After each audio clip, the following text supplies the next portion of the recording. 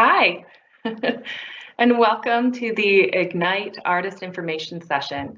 My name is Teresa Buller, and I'm a coordinator with the Culture and Social Services branch of the Regional Municipality of Wood Buffalo, and I'll be your host for this evening. So tonight, it's very exciting as we have 5 special guests here to help spark creativity before you actually submit your proposal to IgNIGHT. But first, I'd like to start by acknowledging that this event is being held and recorded on Treaty 8 territory, the traditional lands of Cree, Dene, and the unceded territory of the Métis people, as well as the ancient gathering grounds of many Indigenous peoples. So before we begin the presentation, I have a few housekeeping items that I'd like to share. Number 1, this event is being recorded as an act of transparency and as a form of housekeeping. It will be made available to the public once the meeting has concluded.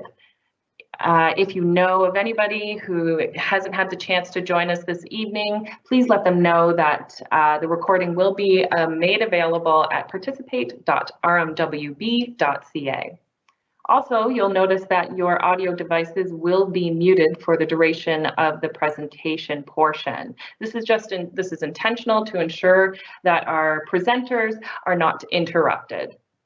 If you have any questions throughout this evening, please enter them at any time on the Q&A chat section. So why don't we familiarize ourselves with that right now and tell us where from Alberta you're listening in from.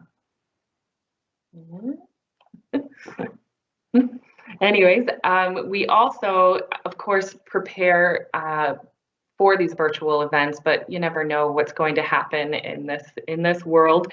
So we do ask you for your patience if we experience any technical difficulties. And finally, art is a form of personal expression. So we would like to offer a safe space for people to pose questions. And of course, we will respond to those when the timing allows. So any disrespectful behavior, unfortunately, will be not tolerated and you may be removed from the meeting. So moving on. So this is a quick review of the agenda this evening. I won't go through every item, but just to let you know, we'll be talking about, of course, what is IgNIGHT, the design theme, and of course, the most important part of this presentation is our special presenters. And then we'll follow up with a couple of details regarding the site, budget, important dates, and Q&A. So what is IgNIGHT? IgNIGHT is a temporary 10-day public art exhibition. It's showcased in downtown Fort McMurray in the region of Wood Buffalo, and it aims to engage the public using illuminated artworks at the heart of the exhibition. And this year will mark the 6th edition of the IgNIGHT exhibition.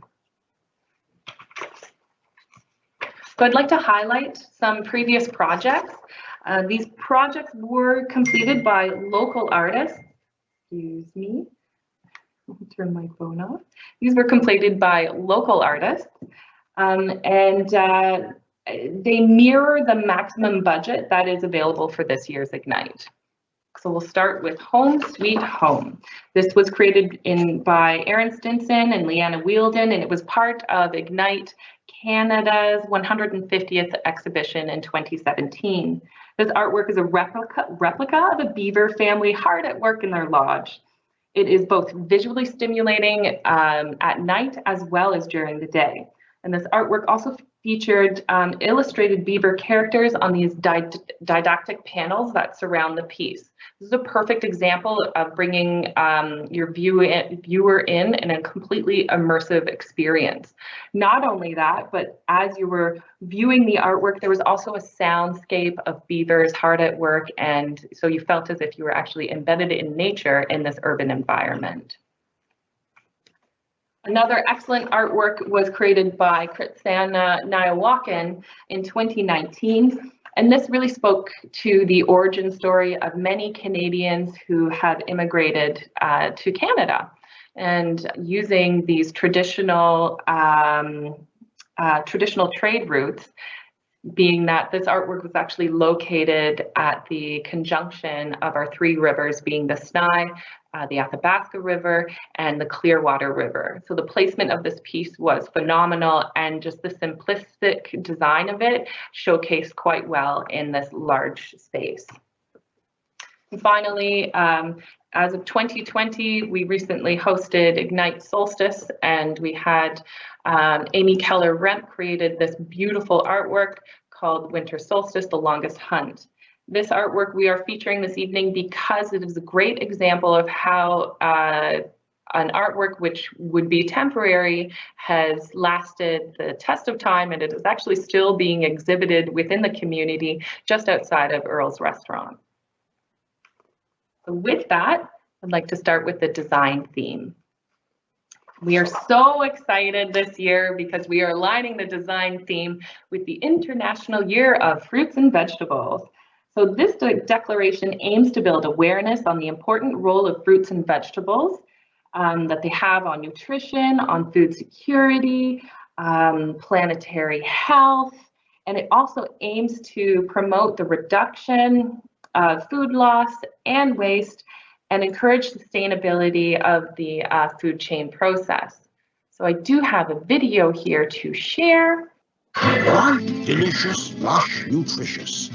We come in all shapes and sizes, colors and shades, raw or cooked, sweet or bitter, soft, crunchy, fragrant, pungent, all of us unique and special, full of fiber, vitamins and minerals, history, culture and traditions. We don't just fill your plate, we fill your stories and memories. Long and short, slim and plump, sometimes awkward or misshapen, forgotten or neglected, but never ever ugly, whatever people say. Because we're what really makes you tick, what makes your eyes sparkle and your smile dazzle. We are fruits and vegetables, simply beautiful.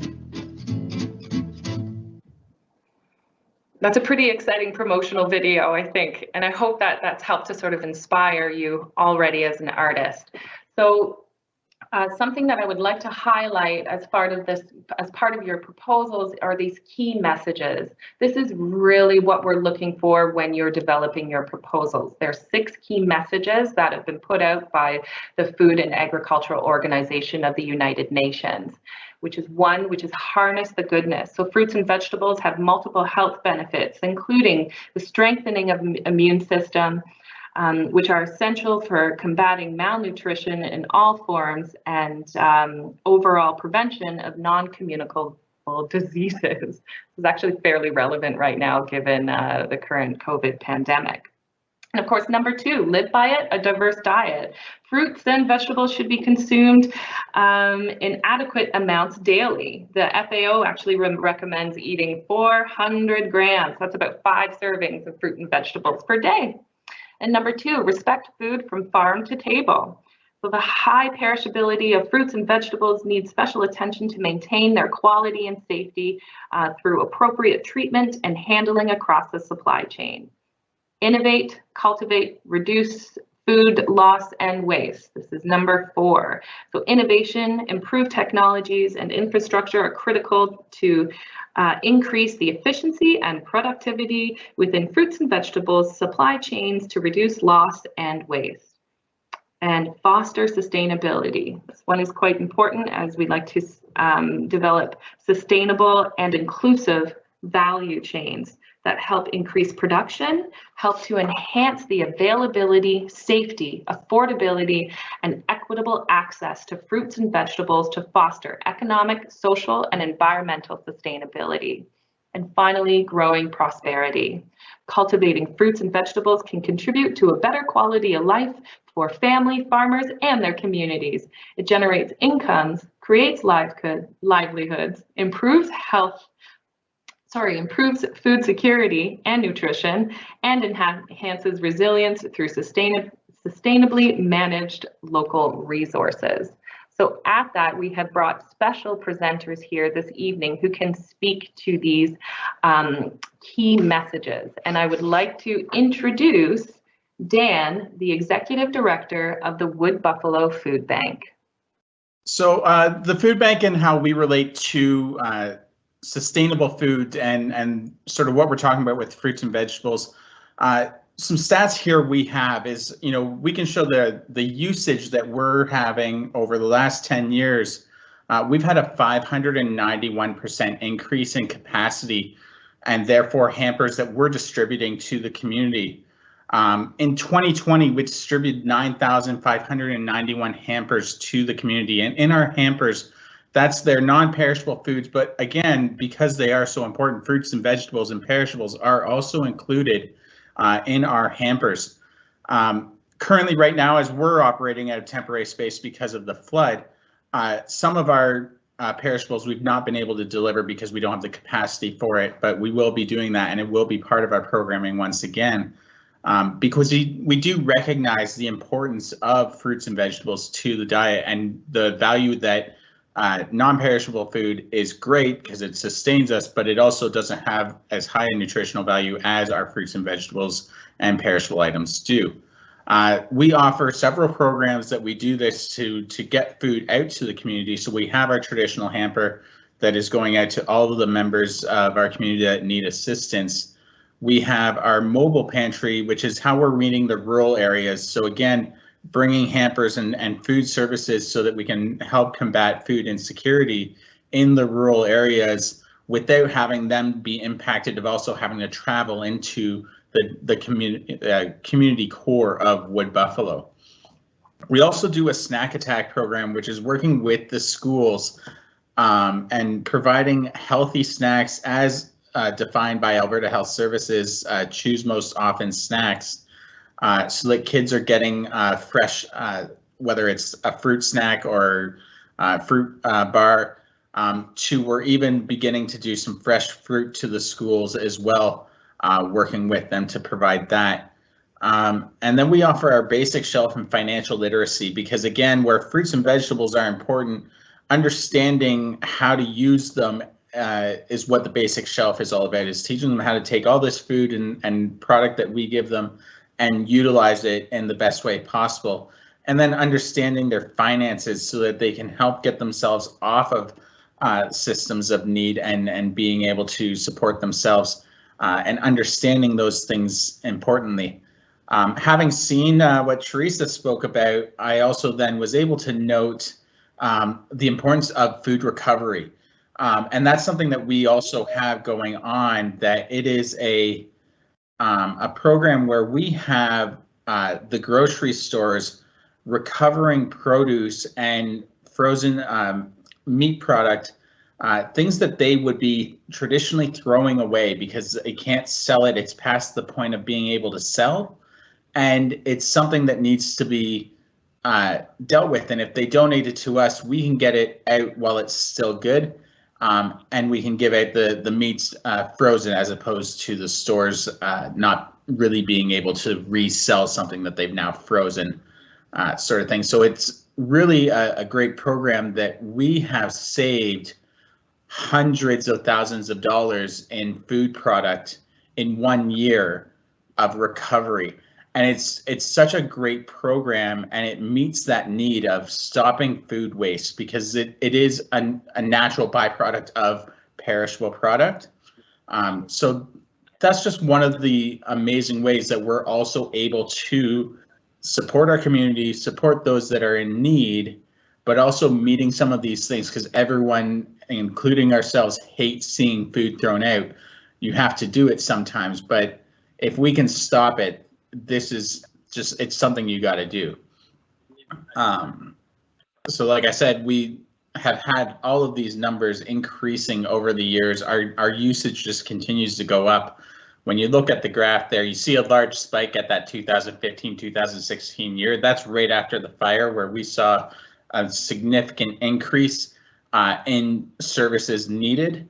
And then we tapered off, but we really still saw increases year over year, looking at the needs. So again, that need for food support and food security in this community is still high, and we're still seeing increases. So it's so important that awareness about food security and food insecurity is getting out there. And you know, if we can be of a help to provide information to this program as well as inspire, that's what we want to do and be part of this amazing event. And that's everything from the food bank right now. Okay, great. Thank you. Thank you so much, Dan, for sharing that information about food security and, of course, the importance that Wood Buffalo Food Bank has within our region. Just a reminder for everybody who's listening, and before we introduce our next guest speaker, to pose questions, reach out in the Q&A chat section. So with that, I would like to introduce our next guest presenter, Martin, who is a social planner with community services in the regional municipality of Wood Buffalo. All right, thanks, Teresa, for the introduction. And as I've been introduced, I am Martin Vialhangas, social planner with the regional municipality of Wood Buffalo. As my slide presents today, I'll be talking about the cost of nutritious food basket. And as we have seen Dan mentioning the increase in the number of their clients, maybe something could be tied with the cost of nutritious food basket. So in respect to that, in today's presentation, I will touch base with the cost of nutritious food basket as part of the market basket measure and the local household spending. This will give us some insights about local context of local income and high costs that can lead to food insecurity. And maybe it can inspire the artists that are listening in correlating the costs that we have in the local context and while they're developing or designing their themes. So what do I mean by a market basket measure? Market basket measure is a basis of official measure of poverty, as referred to as Canadian official poverty line. Market basket measure is based on a scenario of a household or for individuals. And in that regard, as I described it, I can translate it to acronym of it as MBM. So MBM is calculated based on cost of basket of goods and services that individuals and families require to meet their basic needs and to achieve the modest standard of living. The market basket measure includes items such as healthy food, appropriate shelter, home maintenance, clothing, transportation, as well as other goods and services that permit engagement in the community. So as that being said, we'll concentrate on my cost of goods of basket of nutritious basket of goods about food. So according to 2019 MBM Comprehensive Review Update, individuals who participated in this study indicated that they were not able to buy the type and quantity of food they wanted.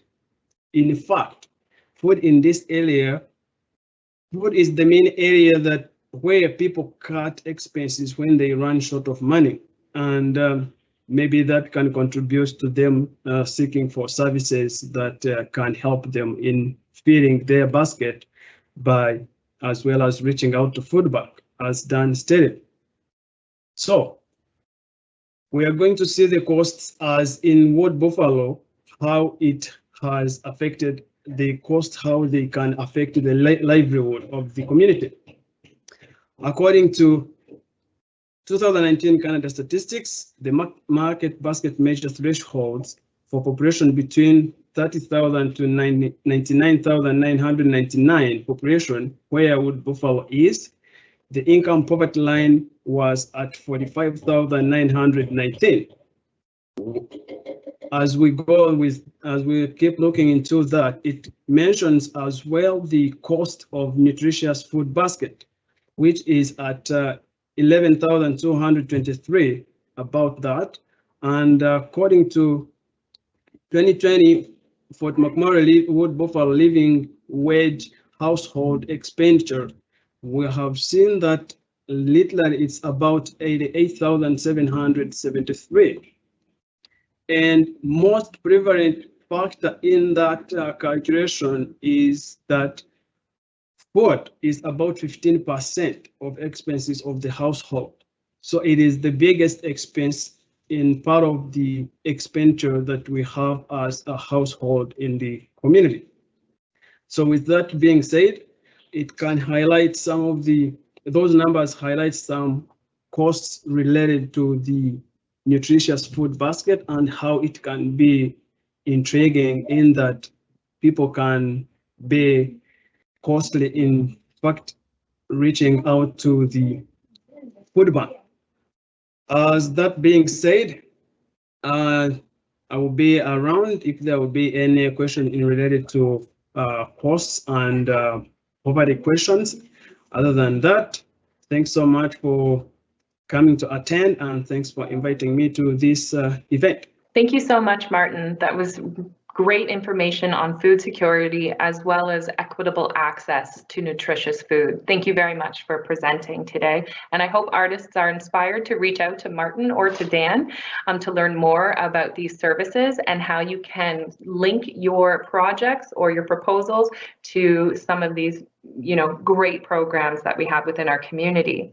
So next, I would like to invite Helen, who is the chair of the Communities in Bloom Committee, to speak to us a little bit more about edible flowers. Helen, you're muted. There we go. Yeah. That's good. I hadn't said too much. I just was saying thanks again for inviting me here tonight. My name is Helen Meyer and I'm the chair of the Wood Buffalo Communities in Bloom Committee. I would like to share some information with you today about our committee, our 2021 initiatives, the Flower of the Year, and some tips for gardening in Fort McMurray. Communities in Bloom is a Canadian nonprofit organization committed to fostering civic pride, environmental responsibility, and beautification throughout community involvement, with a focus on enhancing green spaces in communities.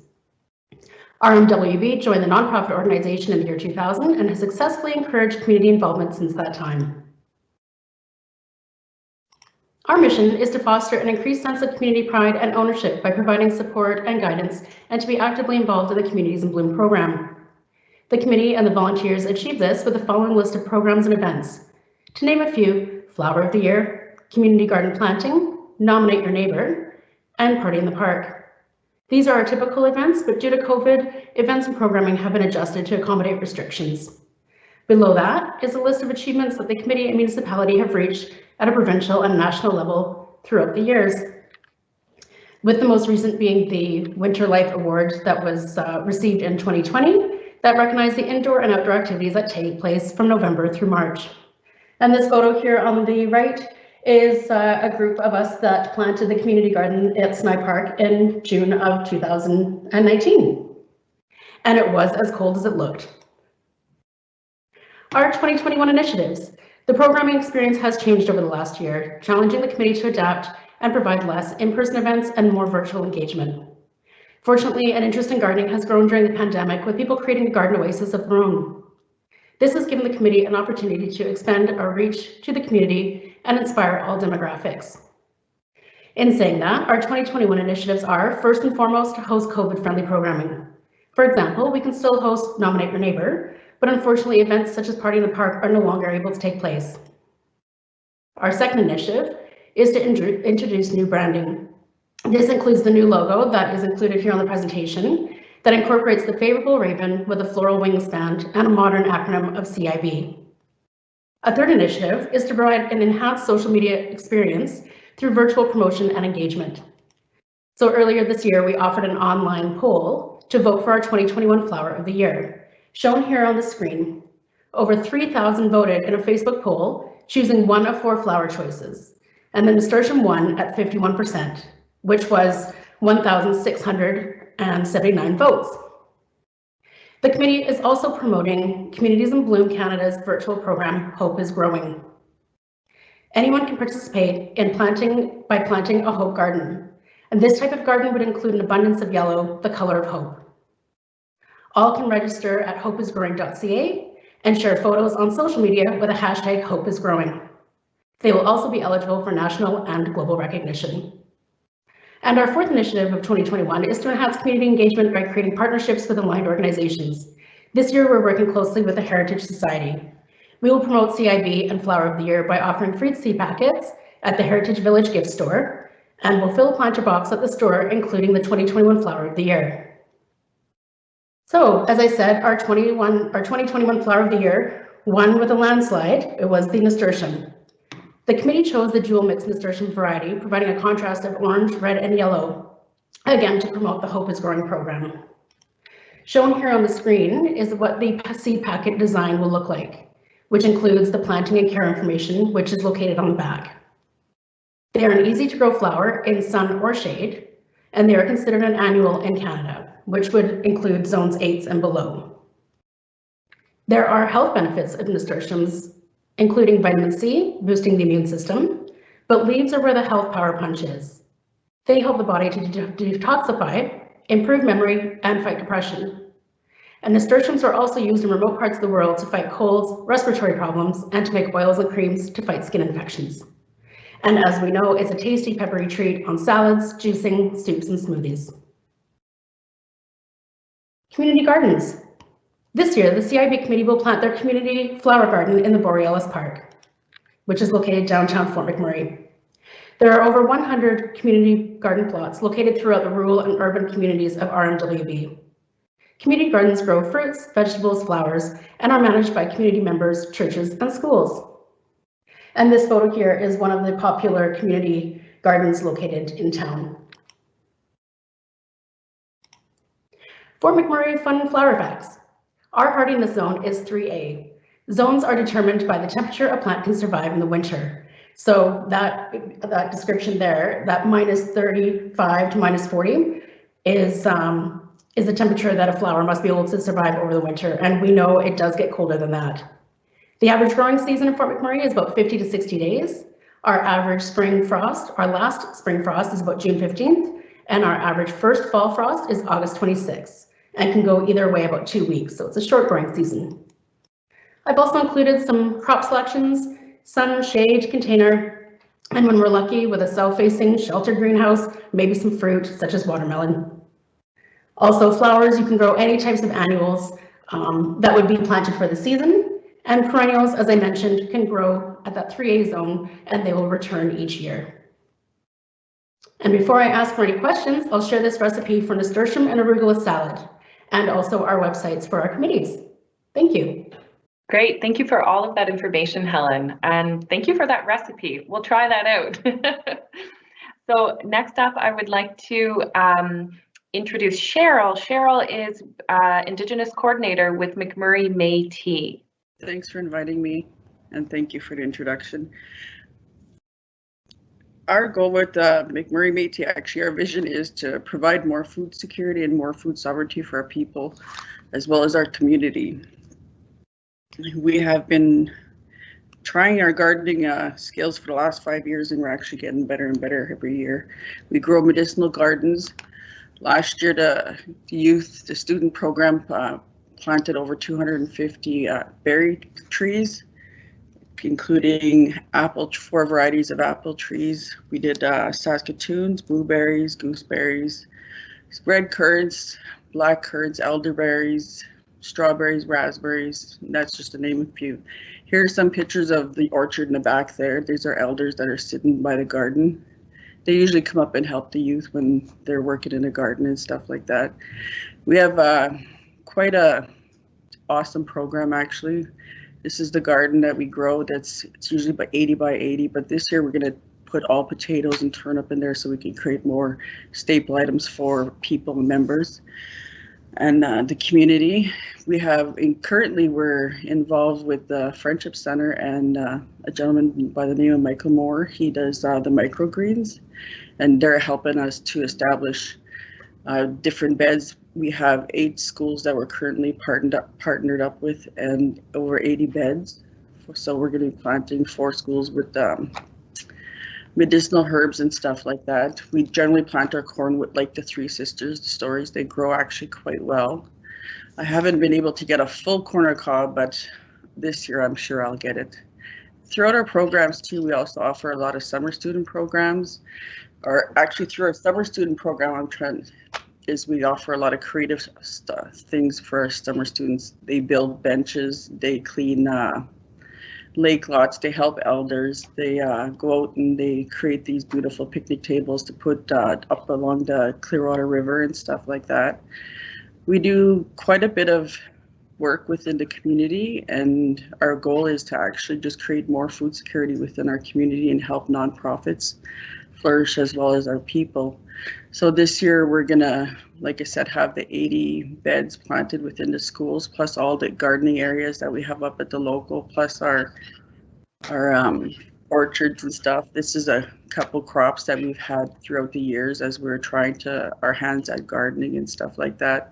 I was raised traditionally, in soils that were really good to grow in, but I'm learning about the soils in this area. I've lived in the area for the last 30 years. So it's interesting, and I love how we get to help our elders and our members and the community just to be able to flourish better and to have access to fresh fruit and vegetables.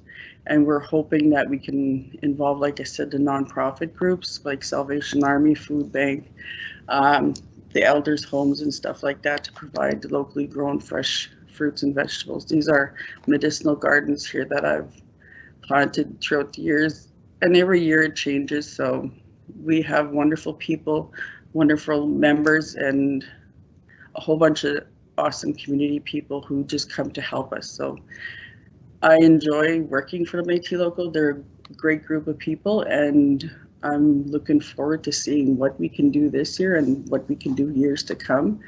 We're planning on a whole bunch of different projects, and it'd be nice to see anybody come up and visit our orchard this year. It should be blooming pretty good. We planted it last year, so we had to pick all the buds off of it so we couldn't produce any kind of fruit. So thanks for inviting me.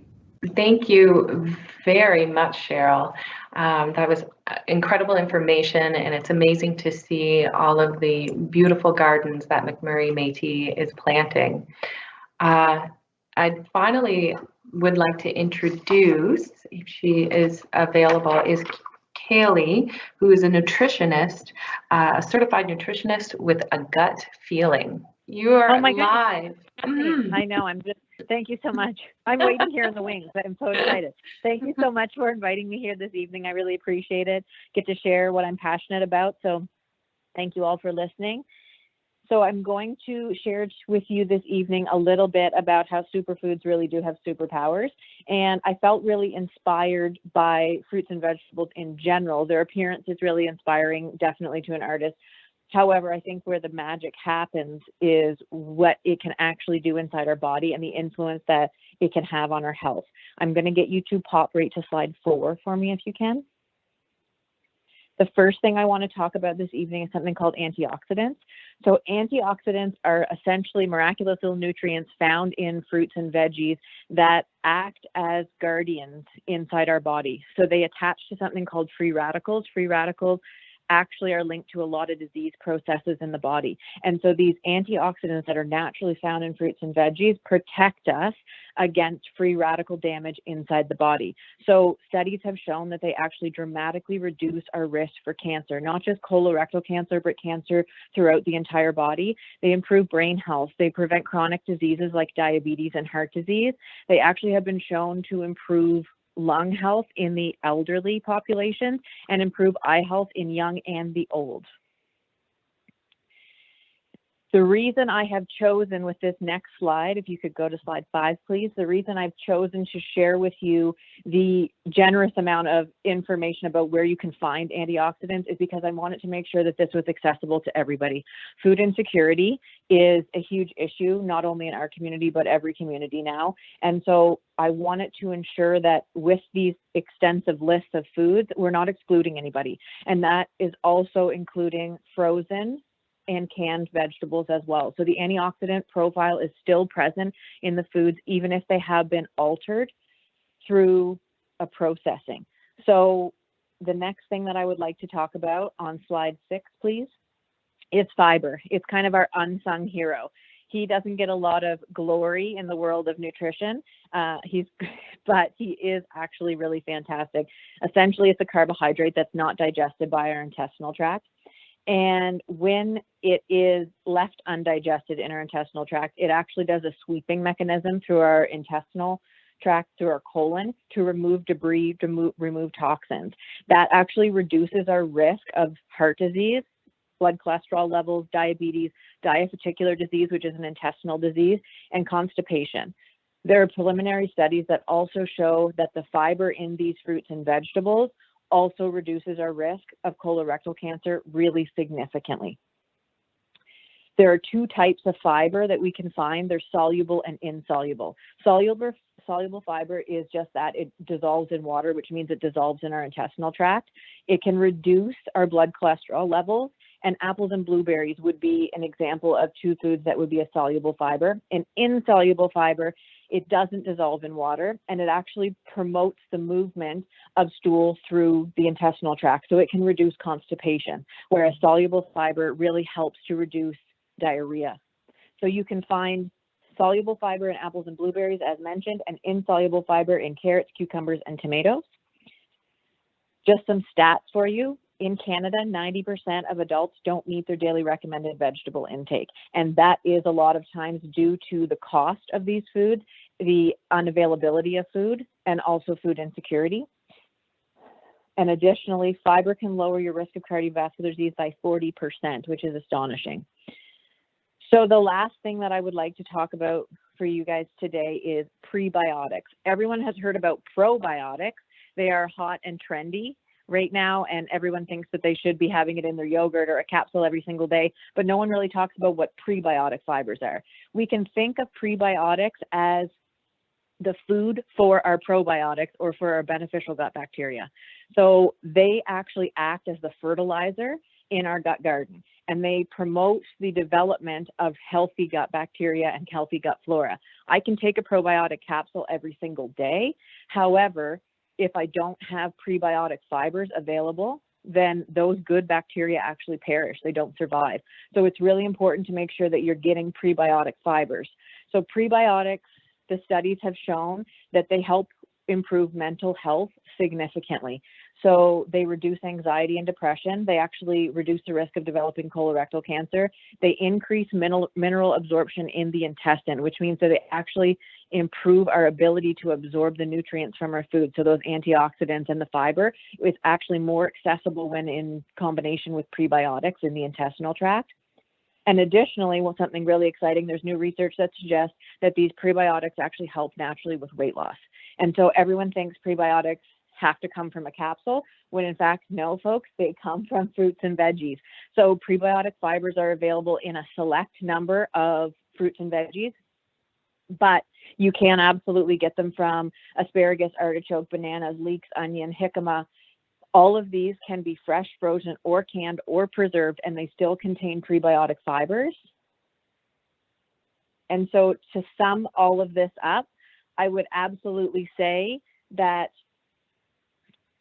it is paramount that we absolutely feel inspired about how beautiful fruits and vegetables are, but their impact on our body is absolutely profound. And I hope that your takeaway from this is not only that these three items, antioxidants, fiber, and probiotics, that they enhance our health, but they also enhance the ability to have access to these nutrients and enhance our health overall. Thank you so much. Thank you, Kaylee. That was incredible information. And I would just like to state, I believe we are nearing the end of the hour-long sort of meeting, but we do have a little bit more information to continue on and to share. I just want to remind you that this recording will be available at participate.rmwb.ca. If you need to leave the meeting now, you can always come back and visit, and we will also be sharing additional responses to any questions that may be posed this evening. So continuing on with the presentation. So IgNIGHT will be focused in one location this year. In previous years, of course, IgNIGHT has been sort of exhibited throughout the entire region and or in the entire downtown core, and now we're just focusing in one area. If you give me one moment and I will just share the screen. IgNIGHT will be happening at, of course, Lions Park and at the barn, which is the agricultural barn in Heritage Village. The distance between the two is about a 400-foot walk or so over the beautiful Hanging Stone River. Site information here at Lions Park. This is already provided in the call for artists, but I'll just highlight a couple of features of this park. It's about 300,000 square feet of space. There are 5 15 amp dual, 120 volt dual outlets placed throughout the park. If you do require additional power sources, those can be made available at no cost to the artist. And then we are so happy to work with Heritage Village this year, who is offering up the loft space of this agricultural barn.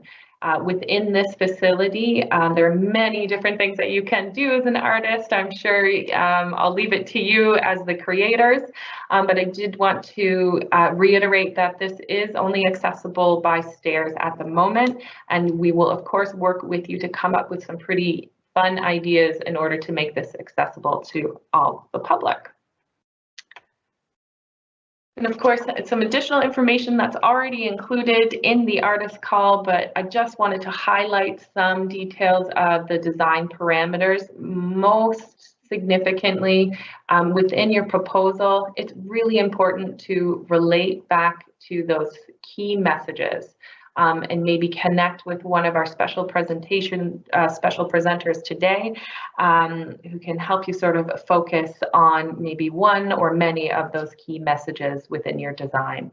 A couple of other details, if you haven't been to the region before, we are quite northern. So in the month of October, you can expect unpredictable weather. We've had it all: high winds, precipitation, summer-like temperatures down to freezing cold temperatures. So expect it all. And a final comment that I would like to make about design parameters is we are still experiencing this pandemic, and we should anticipate that artwork should not have any touch points that people need to activate the artwork. And budget. So the maximum budget allotted per project this year will be $10,000, excluding GST. You certainly do not need to submit with a budget at $10,000. It's just that is the maximum amount that we can award this year to any artist. There are many other resources for funding that you can find throughout Canada. One that comes to mind, of course, is Canada Council for the Arts. When you are providing your budget, keep it as simplistic as possible. This will be helpful for our jury panel to review. So we don't need, the jury panel will not need to see each item, each screw that you might be needing, but maybe just a summary of your list of materials and supplies.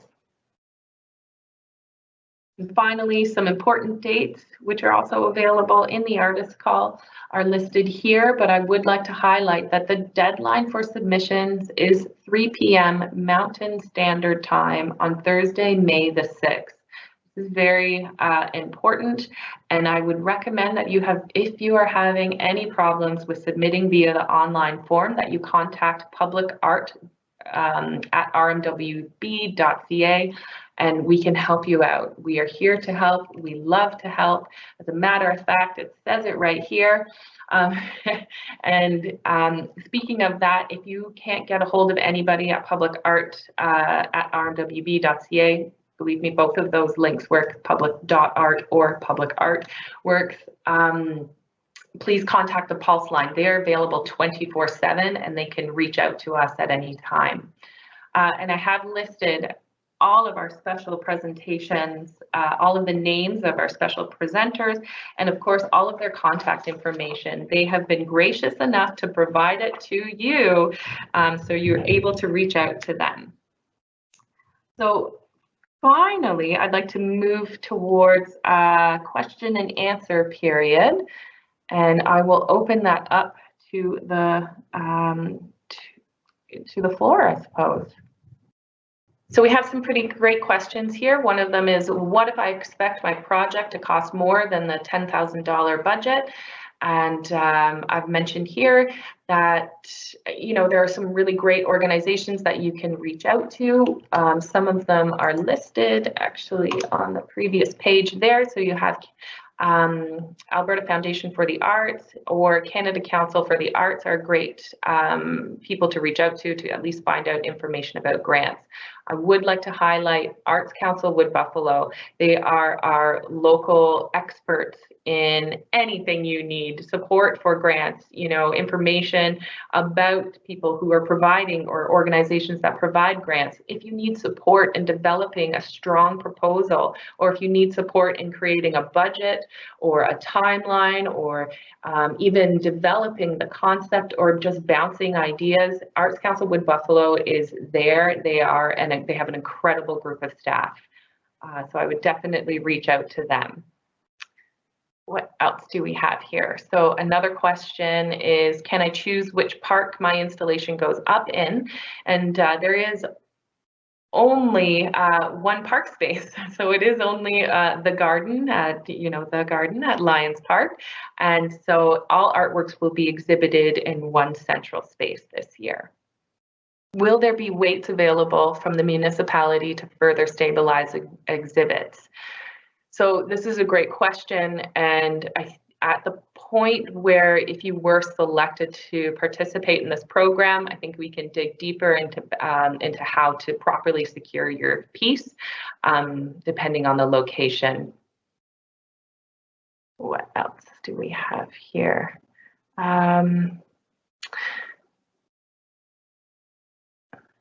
The application form isn't asking for details for community engagement activity. Does this mean that the municipality is seeking activities? So this person is asking if the municipality is seeking that the artists provide community engagements beyond, I'm assuming beyond the physical artwork for those 10 days. And no, we are not. Of course, it would be wonderful to have that included, and we would always encourage that additional step, but it would not be part of the selection criteria. And final question that I'll address this evening is, am I allowed to have one more installation approved? And absolutely, well, not necessarily approved, but you're more than welcome to submit multiple proposals. It is up to the selection panel who will make those decisions. And of course, how many artists are selected, that's completely based on the selection panel, on how many artworks will be selected this year. So I'd like to thank you all for joining us this evening. I want to give a special thank you to our wonderful presenters. I really hope that you've been inspired by this evening's presentations. Food, of course, nourishes the soul, but and the body, and of course art does the same. So the combination of these two together will be a really exciting exhibition this year.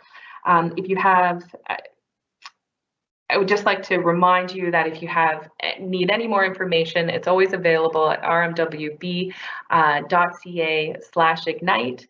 And of course, always reach out to us at public art or public.art@rmwb.ca.